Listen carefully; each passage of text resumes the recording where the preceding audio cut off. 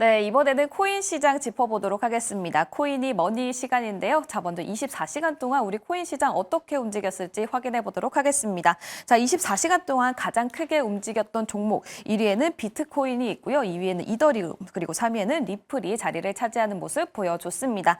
자, 다음 거래대금 상위도 살펴봐야 되겠죠. 1위에는 역시나 비트코인, 2위에도 역시나 이더리움이 있습니다. 그리고 3위에는 USD 코인 자리하고 있네요. 자, 다음은 또 거래소별로 각각의 코인들도 살펴봐야 되겠죠. 먼저 업비트부터 살펴보도록 하겠습니다. 주요 코인 거래 상위를 살펴보면 1위에는 아르고가 차지를 하고 있고요. 2위에는 리플, 그리고 3위에는 비트코인이 자리를 차지했습니다. 자, 다음 빗썸도 살펴보도록 할게요. 빗썸에서는 1위를 차지한 코인 바로 테더이고요. 2위에는 리플, 그리고 3위에는 비트코인 자리를 차지했습니다.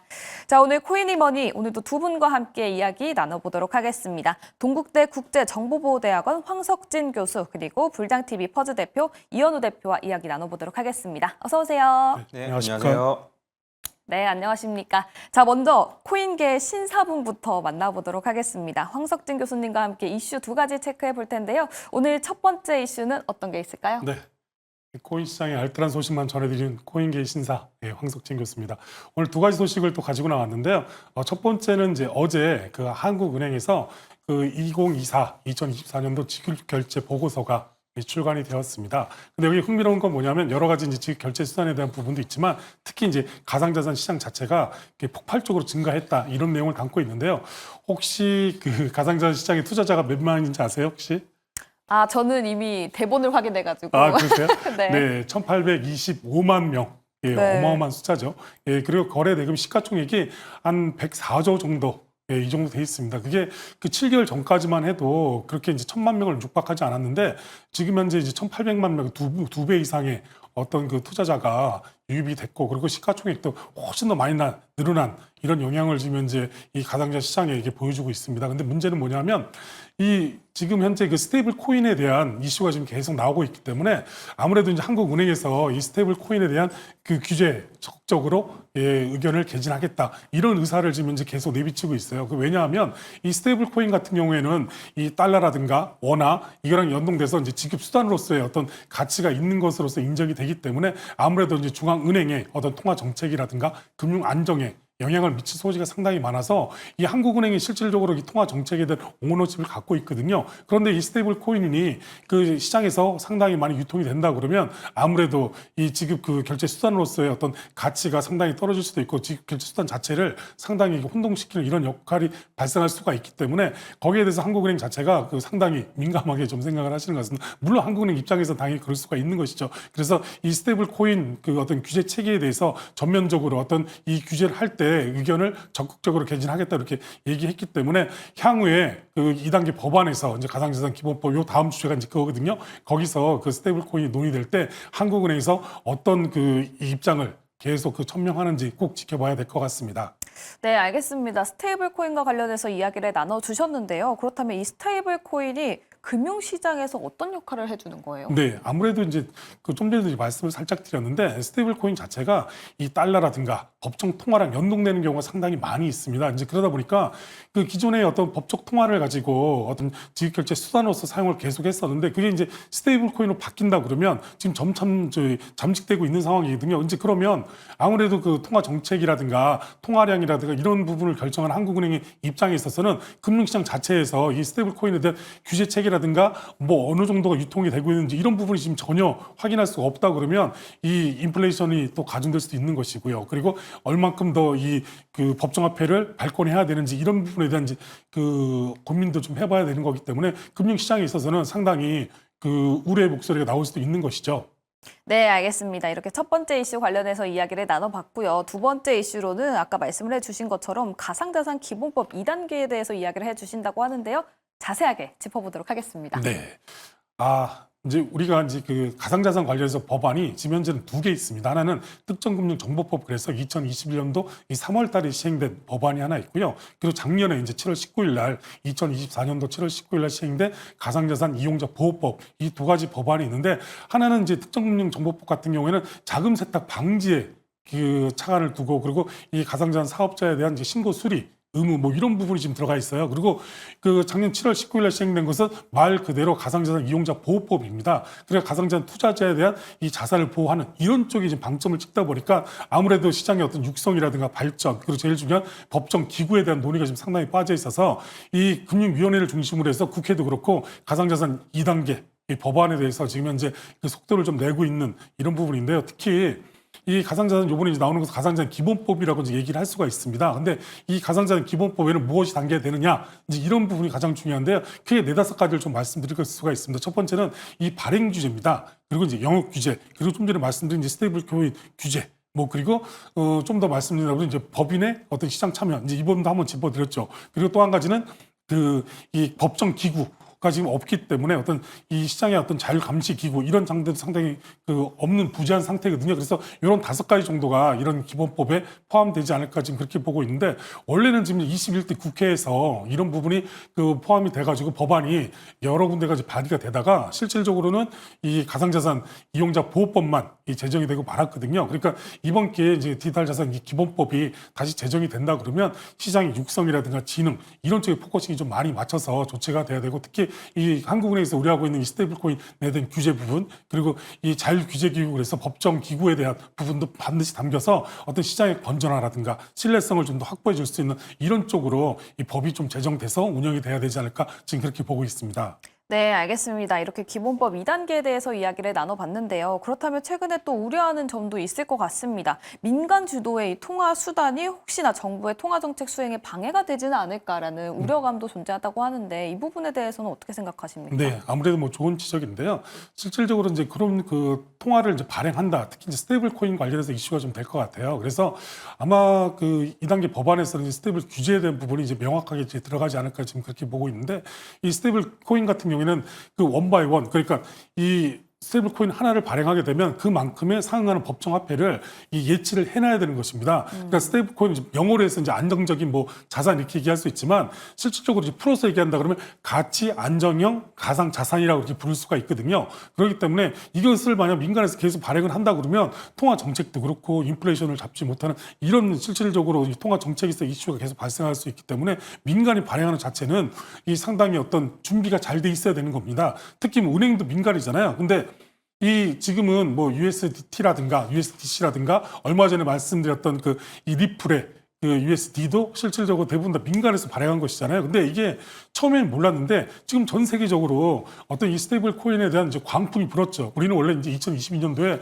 누나 테라 사태를 겪으면서 이 근본위 화폐처럼 그 1코인을 발행했으면 1달러의 어떤 디파짓을 하는 이런 부분이 있어야 되는데 그런 부분이 없고 누나테라 같은 경우에는 차익 실현형 스테이블 코인이었거든요. 근데 차익 실현형 코인 같은 경우에는 이 시장에서 상당히 지금 부정적인 그 시각을 좀 보이고 있기 때문에 그 살아남지 못하는 경우가 상당히 많은데 그 테더라든가 뭐 서클이라든가 그 리플의 어떤 USD 같은 경우에는 향후에도 긍정적인 방향으로 상당히 갈 소지가 상당히 많아요. 근데 이 정확한 규제 체계를 거치지 않고 민간이 발행하는 어떤 이 스테이블 코인 자체가 시장에서 그 유입이 돼가지고 유통이 된다 그러면 좀 전에 말씀을 드린 것처럼 통화 정책에도 영향을 많이 미치고 경제가 상당히 혼란스러울 수가 있기 때문에 이런 부분은 명확한 규제 체계를 통해서 그 발행이라든가 유통 이런 부분에 대한 안정적인 대책을 마련한 다음에 그 조치를 해야 되지 않을까 지금 그렇게 보고 있습니다. 네, 알겠습니다. 자, 오늘은 황석진 교수님과 함께 스테이블 코인과 관련해서 자세하게 짚어봤고요. 이번에는 이현우 대표와 함께 현재 비트코인 접근을 해도 되는 건지 이 부분에 대해서 조금 더 자세하게 들여다보도록 하겠습니다. 자, 대표님, 현재 비트코인 상황과 관련해서 이야기 나눠주시죠. 지금 딱 때마침 9만 달러로 넘었습니다. 와, 네. 네. 실시간으로 지금 오르고 있는데 그 왼쪽은 비트코인이고 오른쪽은 나스닥입니다. 그래서 비트코인 나스닥이랑 같이 간다며 라는 얘기가 많았는데 그 보시면 아시겠지만 요때 이제 반등을 딱 한 이후로 그 90일 유예한다고 딱 해서 반등을 한 이후로 비트코인이 계속 올라가고 있는데 나스닥은 다시 좀 떨어지고 있죠. 물론 오늘은 반등하고 있긴 한데 그래서 왜 그 비트코인은 요 나스닥이랑 지금 다르게 가는 건지 이런 얘기를 좀 하고 그다음에 결과적으로는 비트코인이 어떤 방향으로 나아가고 있는지 이런 걸 좀 정리하려고 합니다. 네.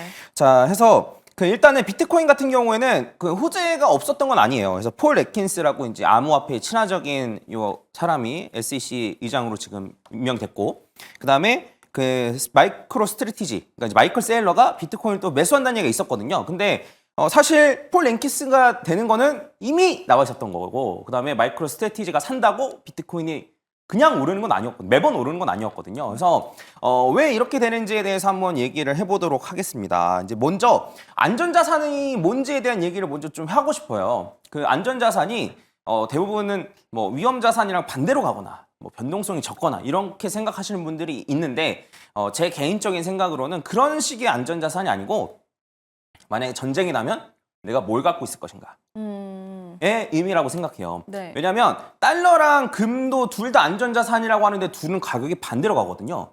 그래서 만약에 전쟁이 나면 저는 달러를 먼저 확보할 것 같고, 그다음에 미국까지 위험하다 그러면 저는 금을 확보할 것 같아요. 네, 이런 의미거든요. 그래서 그 코로나 때를 이제 저희가 생각을 해보면은, 코로나 때 금도 떨어져, 주식도 떨어져, 코인도 떨어져. 근데 뭐 금은 안전자산이라는데 도대체 왜 떨어져? 이런 얘기들이 많았는데, 그때 당시에 올랐던 자산이 하나가 있는데 그게 달러예요. 달러만 오르고 나머지 자산들은 다 떨어졌거든요. 그래서 저는 안전자산이라는 의미가 이제 이런 의미라고 일단 생각을 하고 있고, 그래서 이제 제가 첫 시간에 이제 얘기를 했던 걸 좀 기억하실런지 모르겠는데, 비트코인이 왜 만들어졌으며, 그리고 비트코인이 만들어진 게 기존 통화 체계에 대해서 반대돼서 만들어졌고, 결국 달러 인덱스랑 반대로 가게 됐다라는 식으로까지 이제 말씀을 드렸는데, 관련해가지고 한 번만 더 짚도록 할게요. 요 위에 있는 거는 비트코인 가격이고, 아래에 있는 건 달러 인덱스입니다. 근데 요건 하나는 월봉인데, 보면은 비트코인이 이제 불장일 때, 여기가 2017년, 여기가 이제 2018년인데, 비트코인이 이렇게 불장일 때는 여지없이 달러 인덱스가 이렇게 하락을 했었어요. 그리고 이때도 2020년, 21년 이때 불장일 때도 비트코인이 이렇게 올라갈 때 달러 인덱스가 이렇게 떨어졌었습니다. 네, 그리고 저는 어쨌든 달러 인덱스가 이런 식으로 최근 들어서 이제 한 하루 이틀, 아마 일주일 정도 달러 인덱스가 많이 폭락을 했었거든요. 그래서 어쨌든 비트코인이 오른 게 아닌가라고 생각을 하고 있는데, 해서 큰 사이클로 봤을 때도 비트코인이 올라가려면 달러 인덱스가 떨어졌었다, 이런 얘기를 좀 드리고, 그다음에 요거를 월봉이 아니고 이제 주봉으로 한번 보도록 하겠습니다. 이제 주봉으로 한번 보면, 제가 이제 요걸 보여드리면서 원래는 계속 반대로 갔었는데, 최근 들어서 트럼프가 당선되고 난 이후부터는 반대로 안 가고 똑같이 가더라. 근데 이게 언제까지 똑같이 갈 것이냐, 결국엔 다르게 갈 것 같은데 라고 말씀드렸는데, 말씀드린 대로 달러 인덱스는 계속 떨어지는데, 요 가운데 타이밍을 기점으로 그 비트코인은 떨어졌다가 올라가는 현상을 지금 보이고 있습니다.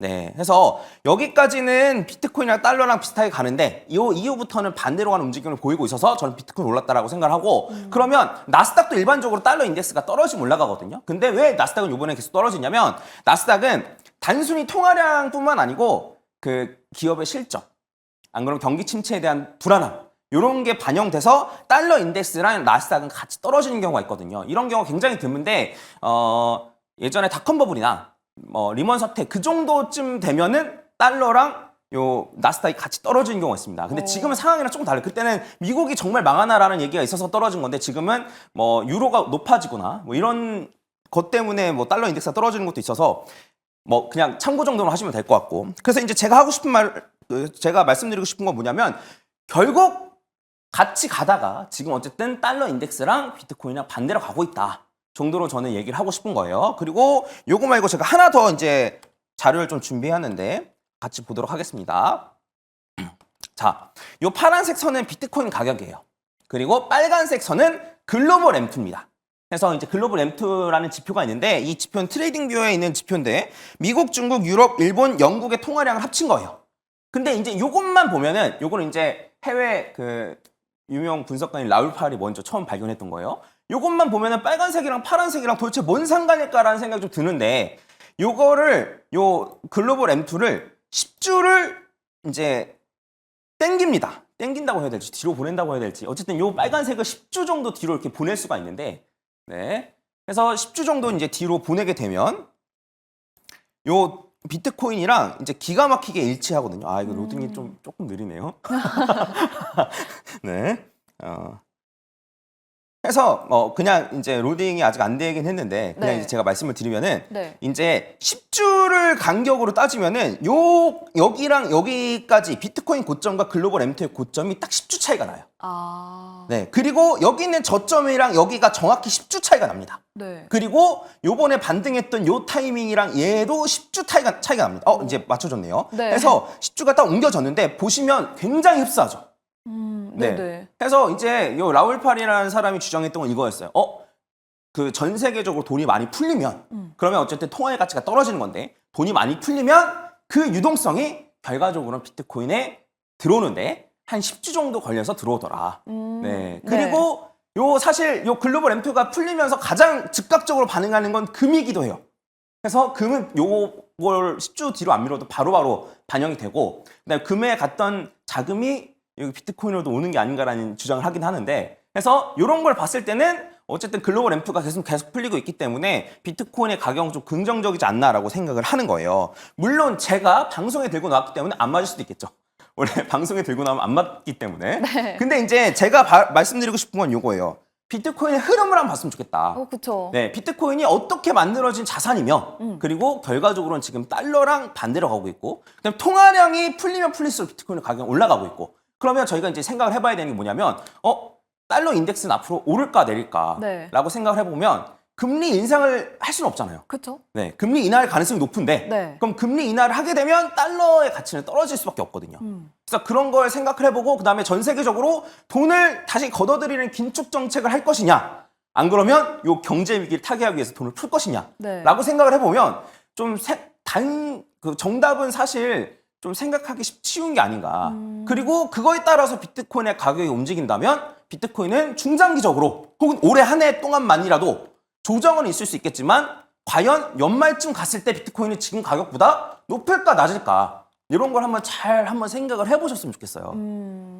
그래서 제가 이제 사실 주식하시는 분들한테 알트를 투자하라고는 말 못하겠습니다. 솔직히 좀 리스크도 크고 변동성도 크고 그리고 주식도 위험한 게 많듯이 코인도 마찬가지거든요. 근데 저는 이제 여러분들한테 꼭 이제 추천드리고 싶은 건 뭐냐면 지금 기업들이 하듯이 그러니까 마이크로 스트래티지를 갖고 있는 기업이 지금 그러니까 비트코인 현물 ETF뿐만 아니고 마이크로 스트래티지 같은 경우에는 비트코인 레버리지 상품으로 거의 볼 수도 있을 정도인데 마이크로 스트래티지를 갖고 있는 기업이 엄청 많아요. 지금 제가 10,000개인지 1,000개인지 미국에 그걸 제가 정확히 기억이 안 나는데 그래서 많은 기업들이 간접적으로 비트코인 투자를 하고 있습니다.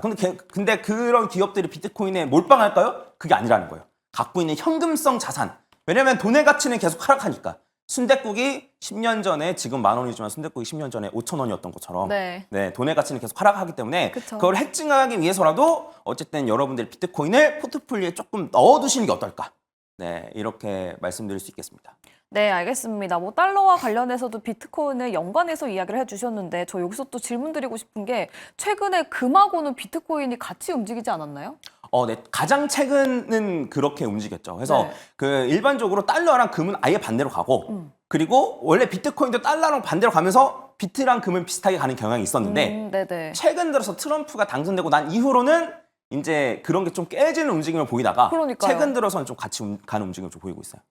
네, 알겠습니다. 그렇다면 오늘 분석 한마디 해보시면 어떤 게 있을까요? 네, 비트코인은 다시 한번 기회의 자산이 된다. 이렇게 하겠습니다. 네, 알겠습니다. 현재 달러와는 또 정반대의 흐름을 보이고 있다고 하니까요. 달러 인덱스 살펴보시면서 앞으로의 비트코인 전망도 함께 보시면 좋을 것 같습니다. 그리고 저희가 방송을 하는 동안 또 비트코인이 역사적으로 다시 또 한번 9만 달러를 돌파했기 때문에 이 여부도 같이 확인해 보시면 좋을 것 같습니다. 자, 이렇게 우리 국장부터 비트코인까지 짚어봤고요. 저희는 내일 다시 또 찾아뵙도록 하겠습니다. 늦은 시간까지 시청해주신 여러분 고맙습니다.